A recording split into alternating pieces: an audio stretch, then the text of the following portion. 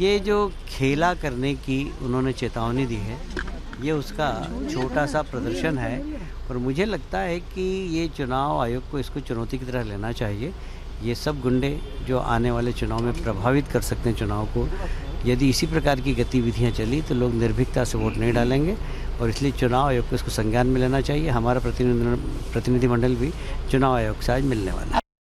पढ़ाए पढ़े सरकार का बाद पढ़ाए पढ़े दूत हुआ ना, तो ये दूत लोग दिन के उजाले में तो लोगों को फेस नहीं कर पाते, तो रात के अंधेरे में आकर के एक गरीब ड्राइवर को मारे, सारे के सारे लैपटॉप लेके चले गए, सेलफोन जो था वो ले लिया, विंडस्क्रीन तोड़ दिया, एलईडी स्क्रीन जो था उसको तोड़ दिया। तो ये तृणमूल का रवैया रहा। देखिए, पश्चिम बंगाल एक ऐसा प्रदेश है जहां 294 विधानसभा की सीटें हैं। हिंसा और चुनाव के बीच में जो परिस्थितियां लगातार कम्युनिस्टों की सरकार के समय से और टीएमसी के कार्यकाल तक, चाहे वो विधानसभा का चुनाव हो चाहे लोकसभा का चुनाव हो, व्यापक हिंसा देश के किसी प्रदेश में चुनाव की दृष्टि से हुई है तो वो पश्चिम बंगाल में हुई है।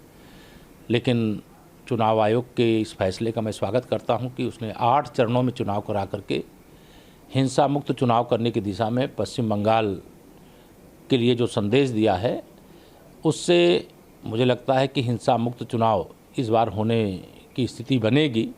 जहां तक भारतीय जनता पार्टी की बात है तो मैं तो चुनाव आयोग के फैसले का, चुनाव की घोषणा का स्वागत करता हूं और पश्चिम बंगाल में भारतीय जनता पार्टी बहुत बड़ी विजय प्राप्त करेगी और अगली सरकार भारतीय जनता पार्टी की बनेगी।